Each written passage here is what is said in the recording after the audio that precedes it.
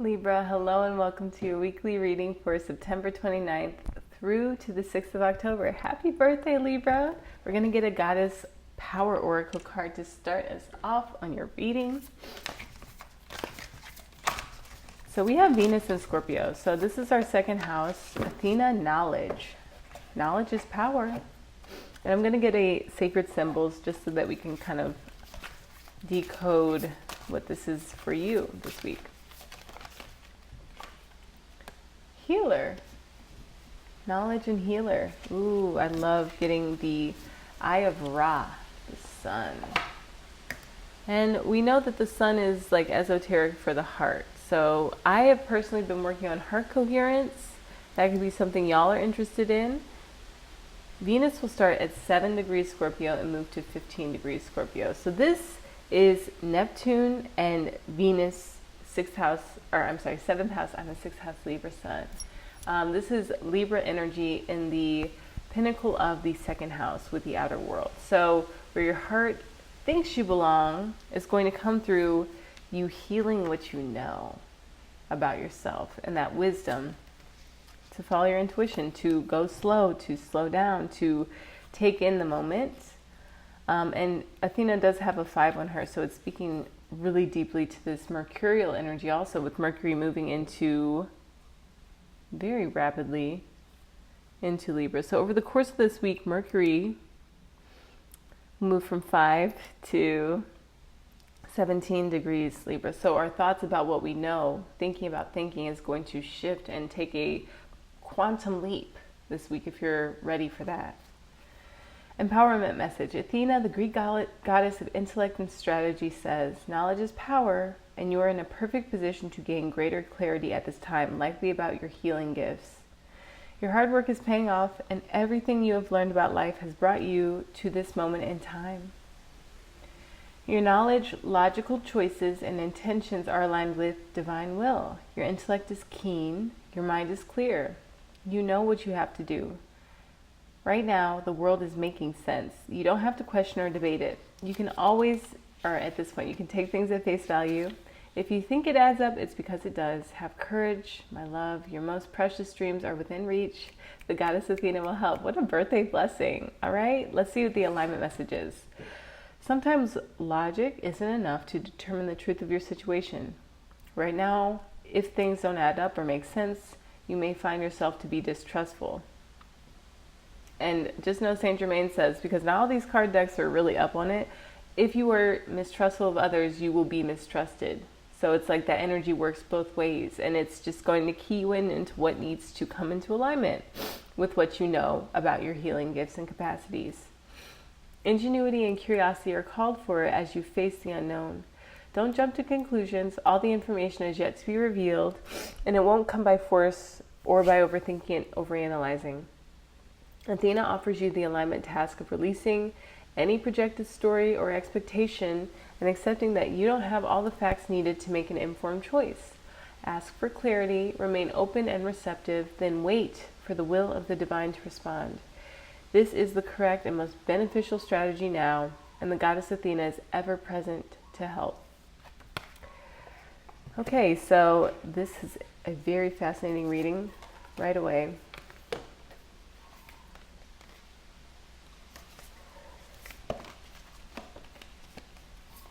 Because Scorpio tends to typically represents the 8th house, it feels like as we open up to what we know about our healing capacities, I would say our closest bonds can have a significantly deeper level of comfort. We at the fault line. So this is speaking to an opening, a rupture, maybe unanticipated, maybe anticipated, depending on how keyed you are into how you feel. Right now we have Mars in Cancer. We have Uranus retrograde a degree. We have Chiron in Aries retrograde a degree. So those are helping us to shift the actions that we were taking for our own benefit, on our own behalf, and who we saw ourselves as in relationships and how others were perceiving us. It's all kind of coming into a new standing, integrity, alignment. All right, cool. We got the Justice card. We also got a few others. So the Seven of Swords, which is know your own truth. We see that the Justice card is kind of like standing there, very coy, with those scales, and she knows how she feels. And then we see the Seven of Swords, the Huntress Diana, with this shadowy figure running off, fiery, and there's a greyhound. So she knows a little bit less how she feels. She knows how she feels. When we know how we feel, people can't twist words. They can't manipulate us. They can't try and take us out of our seat of power. And you have some wisdom to integrate, to offer to the greater world, to society as we know it. And you might have this authoritative stance come through as you evolve how you feel and how you allow yourself to feel, as well as what you think, again, what you think about how you feel, how you're going to address your feelings in ways that are non-judgmental, that allow for you to have the fullness of this King of Cups that will, of course, attract you a King of Cups. It works both ways. That energy is very, it is mutable, because we have Jupiter and Gemini in our 9th house speaking to our beliefs. So our beliefs are expanding and helping us to fill the form, to fit our lives into what we want them to be, rather than maybe what was sold to us, what we were told growing up, how we were wounded in relationships, how people took advantage of their proximity to us and, hurt us in the past. But now we know what we know, and we know that those relationships really were our guideposts, and we were assigned those before we came down, so we can have that forgiveness and that non-judgment and even compassion for ourselves and that the other parties involved. I know it's a lot, but someone's got to do it, and it's our birthday season, so we have the extra blessing if you're willing to forgive. Let's see the fault line.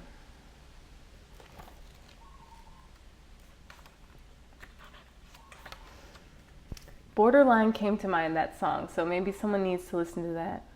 The fault line, the fissure, the crack, the weak link. Imagine walking across a frozen lake that begins to crack right before your eyes. So this would be like some wisdom that comes through that you're like, I didn't know I could do this. It's like Matilda when she first does the cereal. She moves it on the table. No matter how optimistic and brave you might be, panic can ensue. Unless if you know that you're protected, right? You could become fearful and tense and long for stable ground. Such is the energy of the fault line. It's the energy of walking on eggshells. She does not look like she's walking on eggshells, but Diana the Huntress looks like she, or else this shadowy figure is, okay? So we're going to have a shift this week of moving from the eggshell walk to really just standing in our power and our authority as the justice figure. I want to see who this is from Dali's Oracle.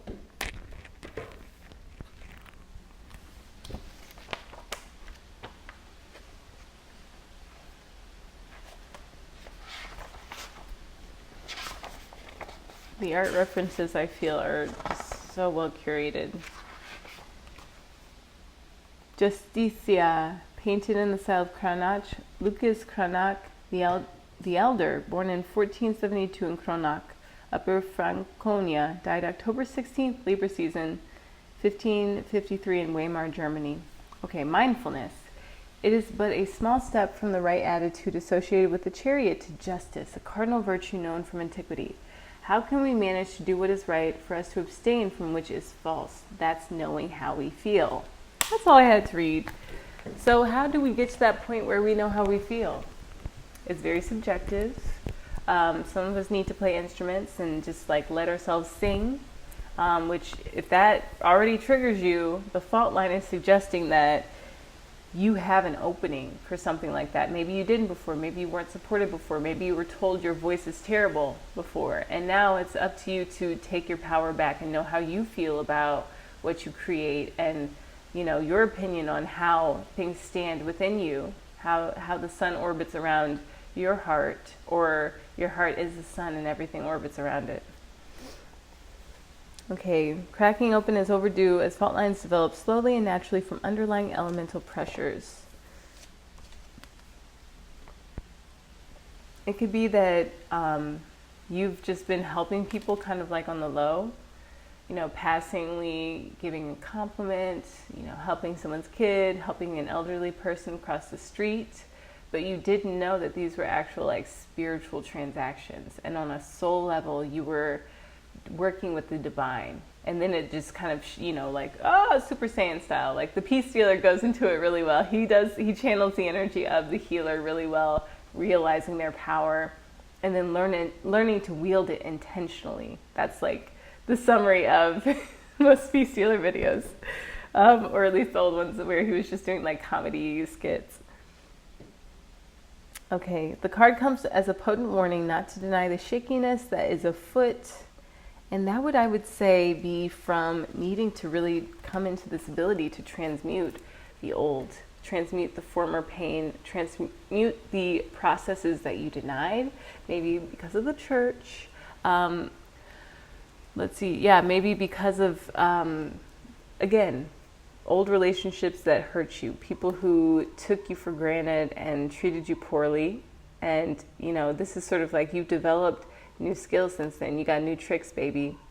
And you actually have ways of addressing yourself in a light that allows for you to feel your feelings completely. While not, I would say that you're not cutting yourself off from the world, as this amniotic sac around the King of Cups suggests. Like you have the ability to know that you're working with the divine. You know, it's not just you and you just got magical abilities. It's like, no, I'm working for God. I have heart coherence. I am balanced in my ability to know what I feel and to convey it in a way that is non-violent. Which, I mean, I feel like I don't really gel with the non-violent communication thing, but it's like asking questions rather than needing to have the answer. We just deepen the conversation. We go Socratic method on these hoes. Because, sorry guys, because truthfully, we need to be able to delve into the underlying reason, the bedrock of what it is we're doing and for who, for what reason, for what outcome, what is the desired outcome.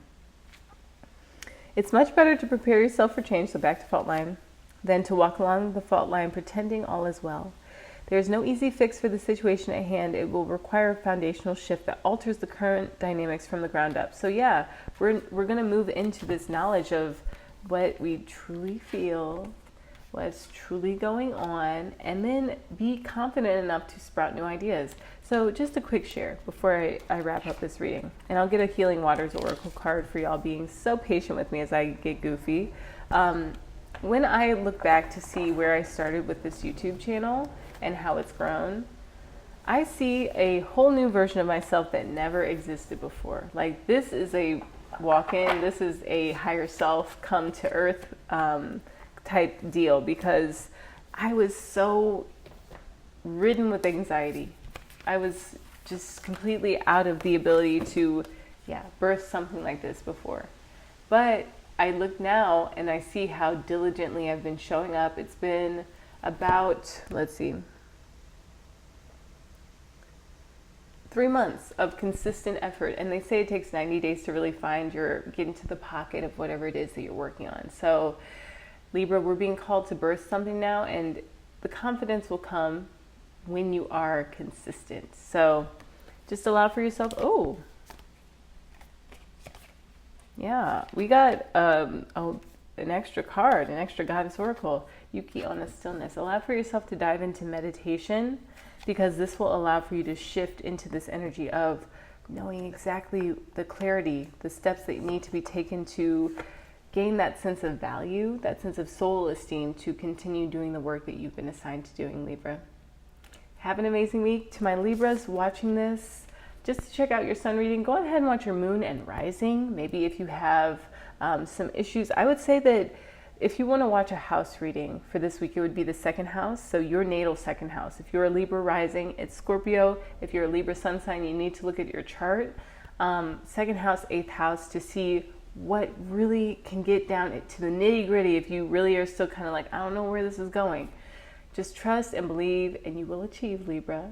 Have a happy birthday, and until next time, aloha.